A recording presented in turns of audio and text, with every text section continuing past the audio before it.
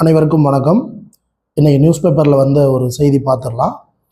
உச்சநீதிமன்ற உயர்நீதிமன்ற நீதிபதிகளுக்கு எதிராக சட்ட நடவடிக்கை மேற்கொள்ளும் முன் அனுமதி பெற வேண்டும் என்று 1991 உச்சநீதிமன்றம் அளித்த தீர்ப்பை மறுபரிசீலனை செய்ய வேண்டிய காலம் வந்துவிட்டது அப்படின்னு துணை குடியரசுத் தலைவர் திரு ஜெகதீப் தங்கர் அவர்கள் சொல்லியிருக்காங்க. இது எதனால் இந்த வார்த்தை அப்படின்னா, நீதிபதி யஷ்வந்த் வர்மா அவர்கள் வீட்டில் பணம் கட்டுக்கட்டாக எடுக்கப்பட்டது.